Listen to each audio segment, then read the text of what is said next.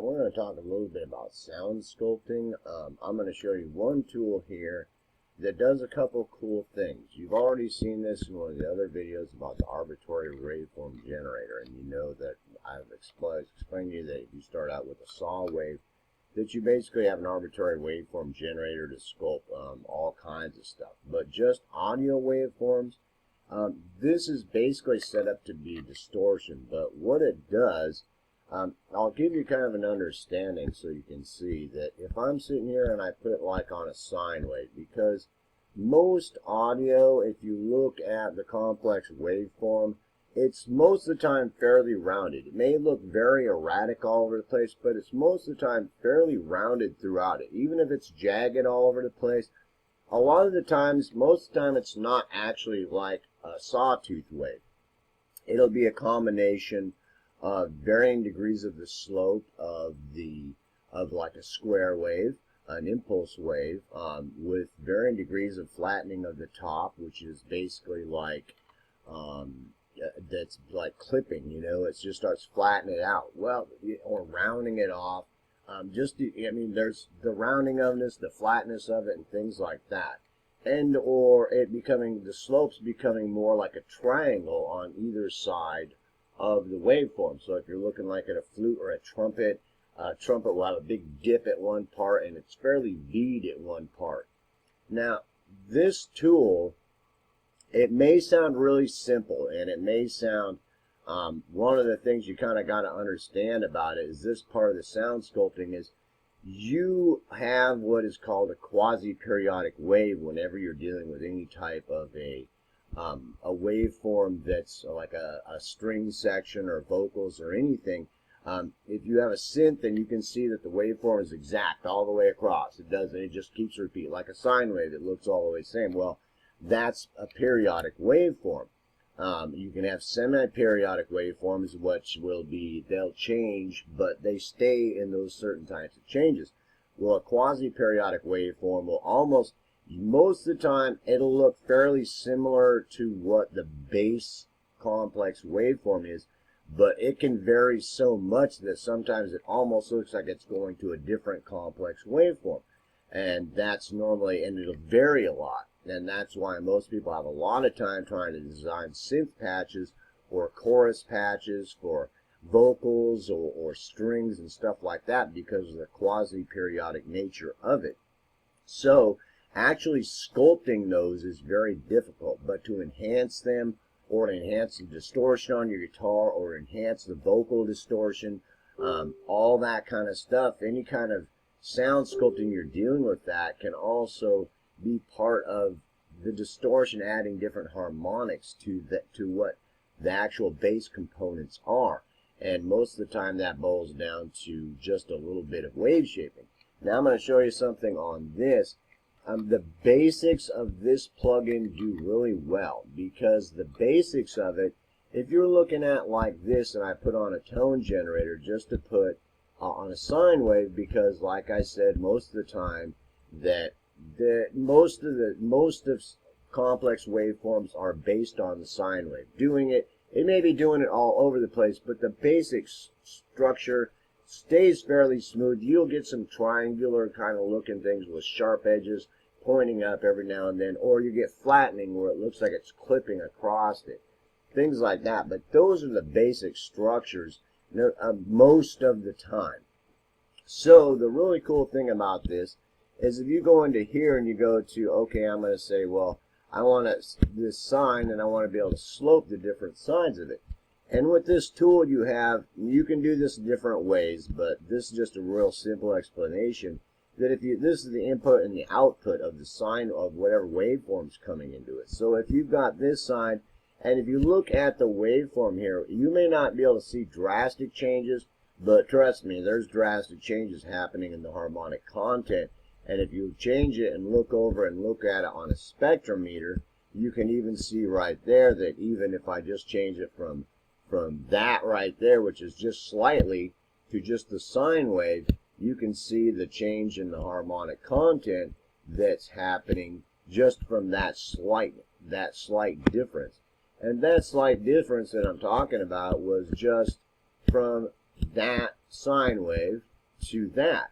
And it's really light. And what that did is it started changing the slope here, the slope in degrees of how it's angled, and the roundness of this, how much it's getting flattened like clipping. So you can alter that to where you've got, if you watch the sine wave and you watch that go up and the actual slope of that back to a sine wave, or back towards more heading towards a square wave, that you've got a really cool harmonic shaper of the sound that you're working with. And then over here, that you can actually flatten or round off the top part of whatever wave you deal with. And what that works out to most of the time, it's a little hard to deal with quasi-periodic waveforms in an exact manner. But sometimes you can with adding harmonic content. But with this sound sculpting tool, it's basically what it's doing is any of those things that are going, for the most part, all of them, it's hitting it, and it's hitting the edges of all of them, and it's hitting the tops of them. So it's a really cool sound shaping tool, and you really got to play around with it to see what exactly it's doing to your waveform on the scope, and look at it also as you're messing around with it. Look on your spectrometer and see what kind of harmonic content it's adding to it. But that's the one thing, and that is a huge tool. It may not sound like it, but that's a huge tool, being able to address those slopes and to be able to address the amount of roundness and compression that's coming on their flatness. And you can also mess around with it to where the flatness is in degrees. And that gets a little more complex. I'm trying to keep this simple, and you can mess around it for a long time. There's some cool stuff it can do. And then also you can actually, a lot of times, setting it to a triangle, because basically what happens is a lot of those slopes, no matter what you're dealing with, even the quasi-periodic waveform, is the slopes on them aren't as round like a sine wave, that they start to concave in and then get flat like a triangle wave. Does that make sense? And don't worry about a saw wave. Rarely, a saw wave, the components and harmonic components will get in there, but it would take a long time to explain that. You're not going to find a whole lot of sine waves in quasi-periodic waveforms. But, you can find similarities to it, but I wouldn't worry about it too much. You can do some reading, and you can write me back about how you figured out how you can, do something, and we'll talk about math for the whole afternoon. But for now, let's try to keep this not quite so mathematical and exact, because that's the nature of this. It is fairly exact, but you don't have to sit here and be a rocket scientist to understand what it's doing. Now, those things straighten the slope, so you can see that it's done that here. So now what it's going to do is all those, you've got that quasi-periodic waveform that looks like this when you look at its scope all over the place, and it's starting to flatten, it's starting to straighten out and V and get a more flat angle rather than a sinusoidal round slope to it. And you can even concave it with this. You can bring the slope in way far and actually even concave it in to where the slope on here is actually concave in to where it actually is doing stuff like that. Does that make sense? Which is just, it's a really cool tool. And it basically is helping you add harmonic content to whatever you're dealing with. And you really got to mess around with it and try to understand what it's doing to each individual. Different instruments, it's going to affect it a little bit differently, but it's still going to help add that kind of harmonic content of those type of waveforms and that type of clipping and variances on the slope. And also on this, you can also have set one up to where you've got like a triangular flat top. So now you've got a combination of both of those, that the slopes go in the opposite direction of like coming out for like if you're trying to do like a square tooth wave for like analog serious distortion, analog clipping, and it's going the other way. But on top of it, you've got some clipping on the top of it, which you can adjust from the parameters here. So now you're dealing it with, instead of going towards the normal clipping, you're going towards a clipping of a triangle wave, which is leaning more towards what that distortion normally works out to is the harmonic content is really smooth, and it's got a really nice tone. It's not so sterile like a sine wave, but it's still fairly smooth and not so aggressive like a square tooth wave is just really aggressive. It's just distortion. It's so aggressive that it's just overpowering. Sometimes it destroys the timbers of an instrument when you start using it. But a triangle wave adding that type of distortion and harmonic content into it is a lot smoother and soother distortion, more along the lines of strings and things like that. So those are two really cool tools. And, you know, those are invaluable tools. And you can adjust how much that it's flattening on the top, the width, and you can adjust all those parameters. You really got to kind of read about it a little bit to understand what that's doing. And you got to experiment about it. But once you get a hang of what it's doing, it's an invaluable tool for shaping the harmonic content in an instrument. And since quasi-periodic waveforms are so hard to deal with harmonic content being exact, because you add you're going to add get a harmonizer or some kind of thing that's going to put harmonic content into that sound, well, it's not going to vary like it does in a quasi-periodic waveform, that it's going to vary, that one harmonic going to vary all over the place. That won't allow it to do that. So it's really hard to be that exact with it. And I hope that makes sense, and if it doesn't, you should read a little bit about it to understand, because this is an invaluable tool for sound sculpting. And also, something that's not quite so exact is things like sine to two peaks.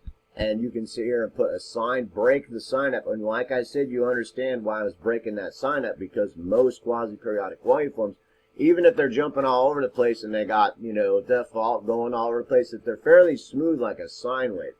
And breaking this up into one peak or two peaks or three peaks or four peaks or five peaks, that what that is going to do, and you can adjust them, and you can sit down and listen to it, and in all of these you can adjust the mix of this into it, how much it's affecting that, and that can be huge, make a huge difference in what's going on with that. And so, and with those ones like that are starting to cut the sine wave apart like that, that a lot of quasi-periodic waveforms will look a lot like that. Maybe not exactly like that, but they're doing this and that, the other thing, and it can help start to tame them a little bit, or add different textures to it. And you can do that and add different amounts of it, change how much this is going down, or how much is up here, or different ones spiking up here, different ones going down. That takes some playing, because that's not really an exact form with this type of tool, because this is obviously not a mathematical, this is not MATLAB or some mathematical laboratory for sound sculpting, signal processing, but it's still a cool tool. And the first things that I was talking about with dealing with the slopes on this, on the slopes here, and the degree of flatness, that's a huge tool. I mean, unbelievably huge tool. Varying degrees of a clipping a square wave. And to sine to a triangle wave, that's another huge tool, because it's varying degrees of a sine going towards a triangle wave, which adds different harmonic content that's a lot smoother and has a smoother distortion that can really help make your sound nice. Add different harmonic content to it, and being able to flatten the top of that triangle wave to actually add some clipping, kind of almost like when you're dealing with a square tooth wave, but the actual angle isn't going out this way, it's coming in this way, but you're still able to clip the top of it. To give you an example of that, so here's an example of it. You have this string section, and it's quasi-periodic. This is just a cello, and if I one-shot it, you can see that it looks fairly periodic across there, but if I take different one-shots of it, you can see the differences in what it's doing. So it makes it almost impossible to be exact. But real quick before this video ends, is that it's the slope that you're trying to address, the clipping on the top of it, or the roundness of it, and the slopes going this way or coming back in the other way, to deal with the slope of the sine wave. Because if you look, most of them are pretty flowing. Does that make sense? When they start getting more triangular like this that you're seeing, that you can actually adjust the slopes on what, or at least make an attempt to try to sculpt those slopes a little bit to alter the sound. And you can do that with any type of instrument or any type of recording that you have. And it's a huge tool to mess with. And so that's one tool that I'm going to talk about in sound sculpting. And you really need to mess around with it and play with it to really understand.